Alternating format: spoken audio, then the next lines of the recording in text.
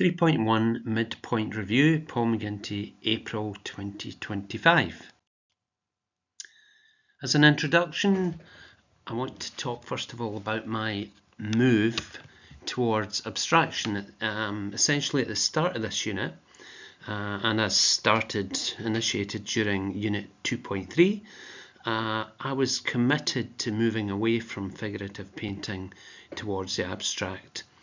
It was during level 2 that this came about, with a theme called Chatty Paintings, which is basically the idea of components in a work communicating with each other to create a narrative. I found that much more interesting than the figurative work that I'd been doing, that idea up to that point.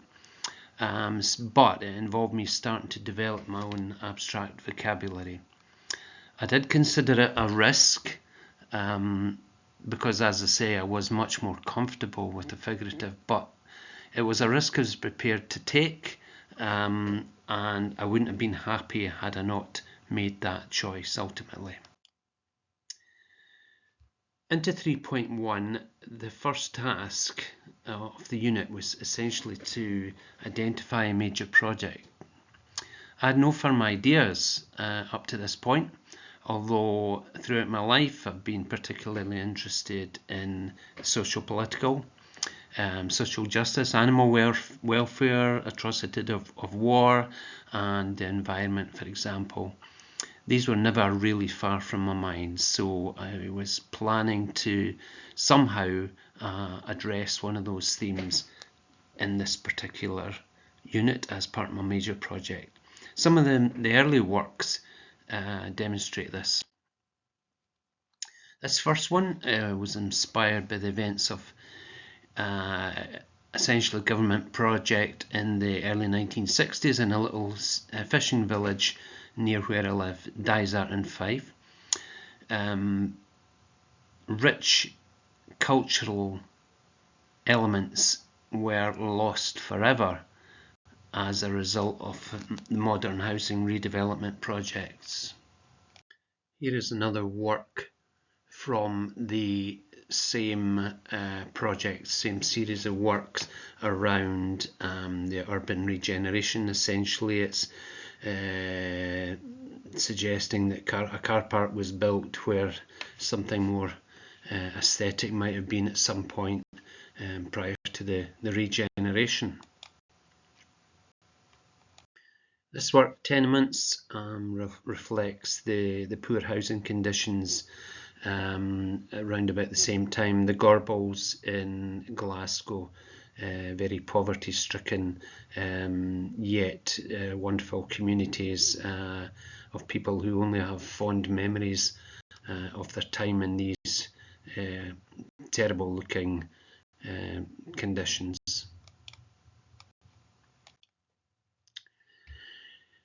Given that these subject matter were kind of prominent in my mind and have been throughout my life, it seemed likely, I suppose even inevitable, that one of those would eventually come to the fore as regards my major project. And living in Fife with its deep history in the coal mining industry, this one, through speaking to people I know, friends who worked in that environment, that came to the surface, and as a very likely candidate. Some early works suggest this as well. This example is called From Above, showing what's called lifting gear. Basically, this is where the miners would be moved down into the coal, the mine shafts below, by a series of what were called cages, lifts basically, and at the same time this is where the coal would be brought back up to the surface, all by the mining, the lifting gear.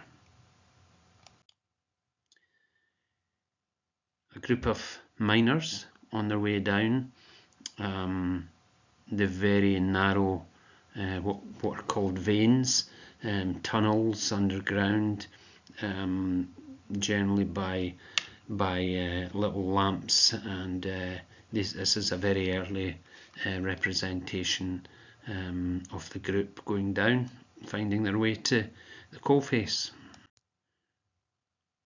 Pit bits, basically some of the clothing, the hard hobnail boot type footwear that they would wear down the mines. At the end of the day, after a 12-hour shift, the miner would eventually get home to his wife and family. His ritual would be to have a bath, a tin bath or copper bath, by the fireside, where he would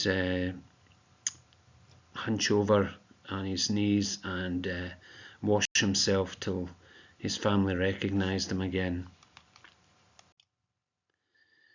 Very strong communities. At the end of the day, men only pubs, where they would try to forget the horrors of their environment down the mine, and have beer and play dominoes and cards.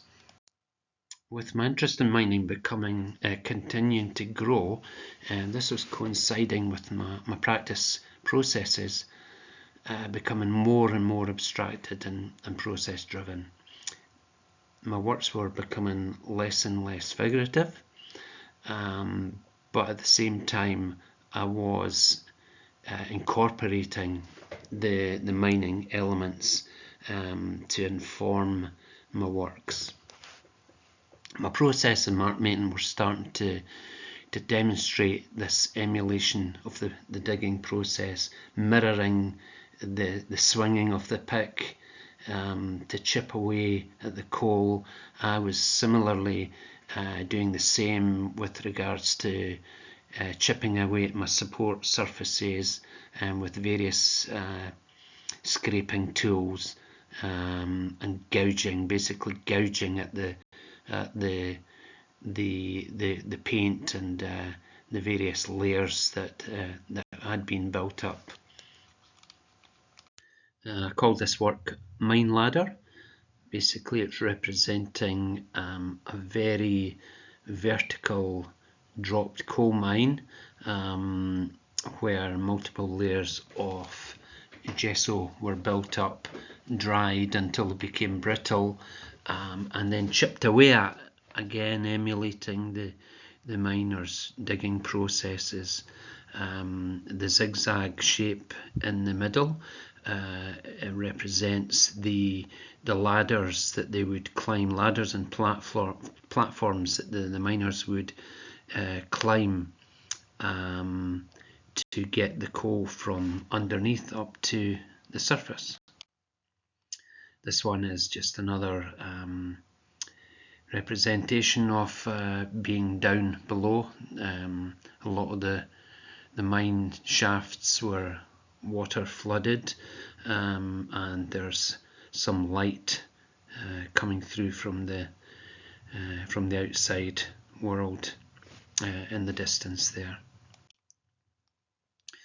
So, having chosen the mining industry for my major project, and as part of planning for Unit 3.1, the first thing I had to do was to develop a research strategy, which would involve various tasks such as learning all about the practices, the mining practices, engaging very importantly with the miners, their families, basically just to gain their trust as a way into finding out through them speaking to me rather than having to depend on the written word. These are the real people that were involved, so this would be invaluable to me going forward. A part of that initial engaging was my volunteering in a local photography exhibition called Before and After Coal, which happened to just turn up at Kirkcaldy Galleries, which is where I live. And this has proven to be completely invaluable, because it's given me the way in. I've got to witness the exhibition, all the showing images of the miners through the years, and you know, getting to talk to the people, the miners that came in and gave me further insight into their whole experience.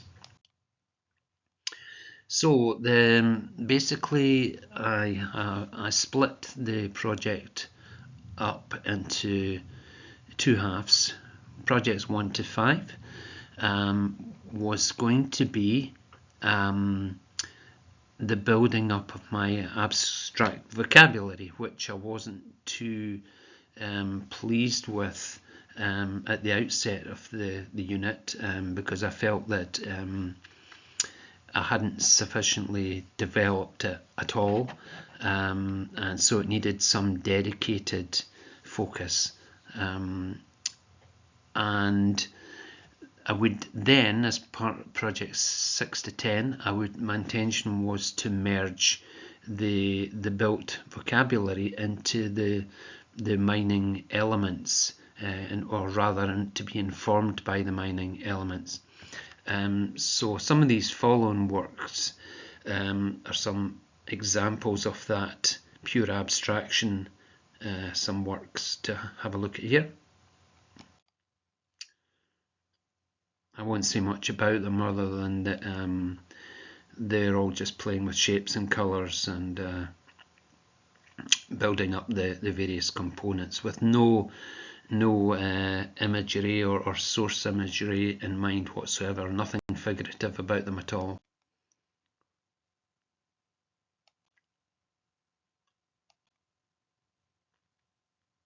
So a few images there that you know, were slowly building up my abstract vocabulary, so that I could progress on to the second half of the unit to start thinking more about my major project. However, with during one of my tutorials, my tutor and I had a discussion about possibly starting earlier on the mining elements, and effectively merging the language that had built up so far, rather than, you know, working away at the abstraction on its own in its own right. And as it turned out, this had an immediate and quite positive impact on my works, so that I was doing both are largely abstraction, but more informed by the mining components. First one, quite a large work actually. Save the Cage is basically representing a real industrious, expressive interpretation of the activity that goes on underground, and all the energy and the communication between the miners, and through the little flashes of light, etc., are meant to be represented here. Next one, again, this is more about my process driven, as far as you know, the emulating of the chipping away again, as I mentioned earlier. So scratching and scraping the multiple layers, revealing the earlier layers, going forward. Just keep going at it until I get some sort of result, as the miners might have done to get at the coal. I just watched a video prior to making this painting about child labour down the mines, when kids as young as 3-year-old were forced to go down to retrieve the coal because of their small statures. They were able to squeeze in, and shamefully, as young as 3-year-old and up to 12 hours a day. You can just imagine the horrors that they had to experience. As mentioned here, this is based on the miners' strike of 1984 in Orgreave, near Sheffield, I believe. And this was the day that the police were involved in charging an otherwise peacefully organised strike by the miners.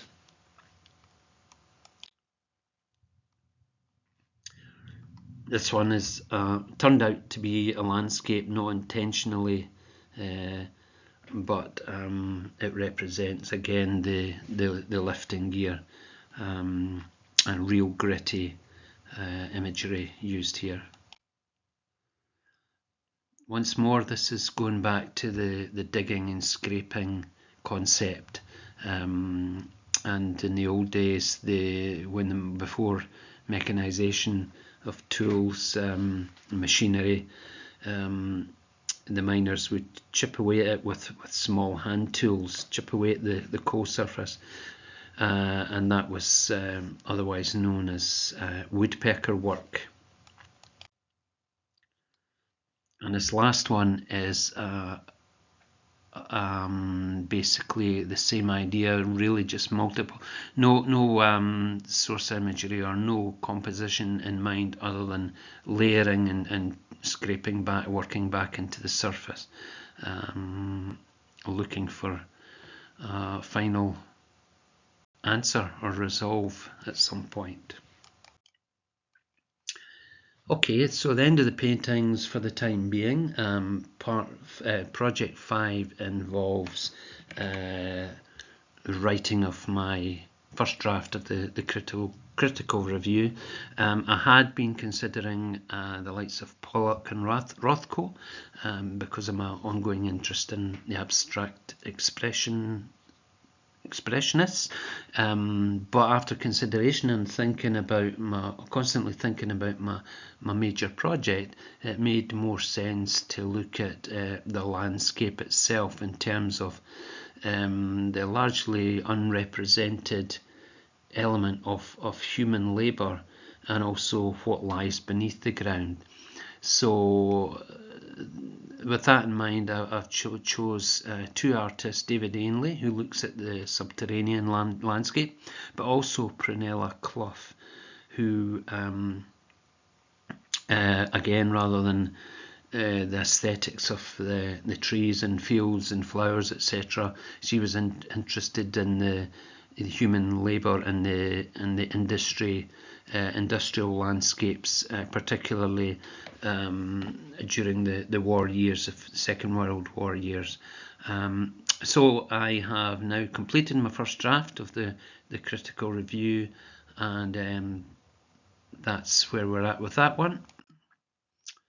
At the outset, I had another project in mind. I'd been approached to provide workshops for Fife Council. Basically, I have to run a series of 4 workshops to talk about painting, the history of painting, and give a group of men only, the opportunity to be creative and to be expressive, and produce some works at the end of the 4-week period, and looking forward to that very much so.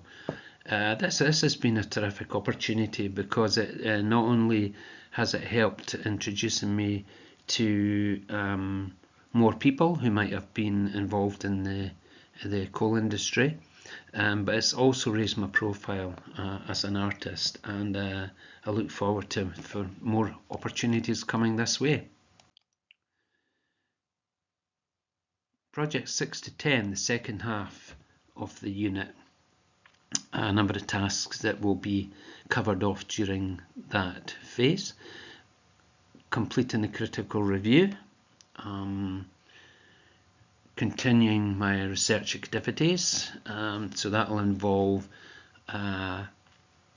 researching the archives, but also very importantly keep my engagement going with the miners who still have a voice, who can tell me stories and experiences that I would otherwise not be available to me. And lastly, the Fife Council workshops will be delivered in November of 2025.